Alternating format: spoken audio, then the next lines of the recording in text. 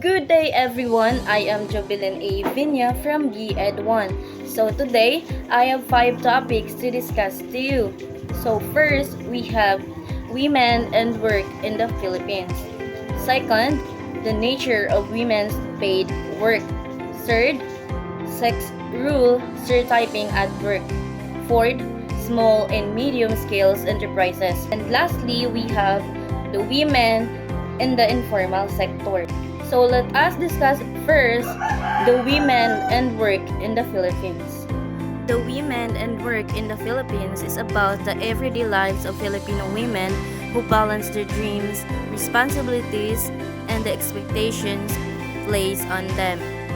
It's the story of mother waking up early to prepare their children for school before heading to their jobs. It's the story of young women choosing careers that once belonged mostly to men. And it's the story of countless Filipinas who leave the country to work abroad so they can give their family a better life back home. It also reflects the struggles of many women face. They want to work and grow, yet they are still expected to take care of most of the household chores and caregiving. The participation of Filipino women in the labor force increased in 2013. About 49.8% of women and 78.1% of men were engaged in the formal economy. These figures merited a 0.1 increase in female participation rate and a 0.2 decrease for male participation rate from 2009 to 2012. Meaning, in 2013, more Filipino women began stepping into paid jobs. Little by little, more women were choosing to work outside their home or finding opportunities that were not able or were not available to them before. Because of this, the number of working women rose just a bit. On the other hand, the number of working men went down slightly. So, while men were still more present in the workforce, women were slowly catering up. So, sa madaling salita, ang paunti-unting pagbabago ay nagpapakita na ang mga kababaihang Pilipino ay mas nagiging aktibo and learning a living taking part in the work that helps support their families in the country. 1 million more women are engaged in the private sphere, although this number includes women who participated in domestic work or are working in private households. 1 million more Filipino women have found work in private companies or households, but many of these women are doing jobs that often go unnoticed. Cleaning homes, taking care of children, cooking meals, and supporting families that are not their own. Their work may be hidden from the public eye, but it shows how much women contribute both in paid jobs and in caring roles that keep households running. Women-headed homes in the Philippines earn more than their local male counterpart and even other women-headed households worldwide. Female-headed households earn 257,000 while male-headed households earned 227,000 in 2012. So meaning, in the Philippines, many women who led their households are proving just how capable and hardworking they are. In 2012, homes run by women actually earn more income than those led by men. On average, these women brought in 257,000, showing that they can provide for their families just as strongly, if not more than their male counterparts. This highlights the strength, resilience, and determination of Filipino heads of households and work hard to keep their family secure and thriving. Separation of genders in various labor sectors is evident in the 2012 labor force survey. Men still outnumber women in the agriculture sector. Women are mostly employed in the wholesale and retail trade industries. Around 2.3 million women are involved in unpaid family work in 2012. Statistics from previous years show no decrease in the number of women who work in vulnerable sectors. So, meaning, in the 2012 labor force survey, You can clearly say, or we can clearly see, that certain kinds of jobs are still divided by gender. More men continue to work in agriculture, while many women are found in wholesale and retail jobs. About 2.3 million women were doing unpaid work for their families in 2012. Looking at past years, the number of women in unstable or vulnerable types of work hasn't gone hasn't gone down. The average daily basic pay of women in real terms was lower than that of their male counterparts. So, ibig sabihin, women are paid less per day than men doing similar work. Reproductive responsibilities still hinder Filipino women from truly participating in the labor force. This explains why, in terms of the labor force participation rate, Filipino women have remained much lower than that Filipino men. Women constitute only 40% of paid labor outside of agriculture. And now, let us proceed to my second topic, which is the nature of women's paid work. The nature of women's paid work means the kind of jobs women get paid to do and what those jobs are like. Women's lack of choices in work may force them to take dangerous jobs, assume jobs that do not offer job security, or migrate elsewhere for better work opportunities. Women also find themselves in part-time jobs to balance their reproductive needs. Others choose to participate in informal labor. It is because women often have limited job options. They may end up taking dangerous works, job without stability, or even leaving their homes to find better opportunities. Many women also choose part-time jobs with responsibilities like childcare. Others turn to informal or unregulated work because it's the only option available to them. This type of work involves less job security, lower wages, and less social protection.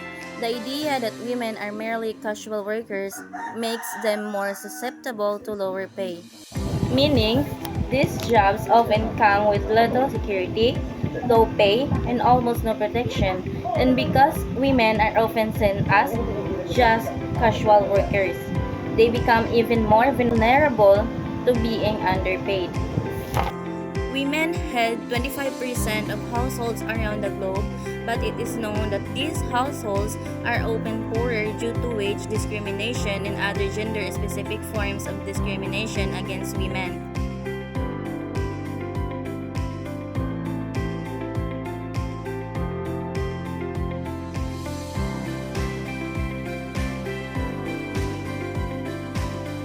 And now, let us proceed to my third topic, the sixth rule, stereotyping at work. So, sixth rule, stereotyping at work means assuming that certain jobs or tasks are for men and others are for women, based only on gender and stability. Now, in simple terms, it's when people judge what someone should do at work because they are male or female, leading to unfair expectations, limited opportunities, and unequal treatment. Sixth rule, stereotyping pervades all aspects of society, from what one assumes about men and women to the types of jobs they can have. Men are predominantly employed in labor-intensive jobs, such as agriculture, hunting and forestry, transportation and storage, and construction. So meaning, gender stereotypes affects everything, including what jobs people think men and women should do, and men mostly work in physical demanding fields like farming, construction, and transport. Women are likely to take on jobs that are related to their assumed traits, patience, understanding, and care. Hence, women are often found in education, community and healthcare, wholesale and retail trade, service activities, and manufacturing. It is because people often assume women are naturally patient and caring, so they get pushed into jobs that fit those traits. That's why many women end up in teaching, healthcare, community work, retail, and service jobs. It appears that women and men tend to veer away from jobs that do not correspond to their stereotype rule. Women workers are also less likely to be in the top administrative roles. In fact, less than half of the executive positions in the Philippines are awarded to women, even though 67% of Filipino.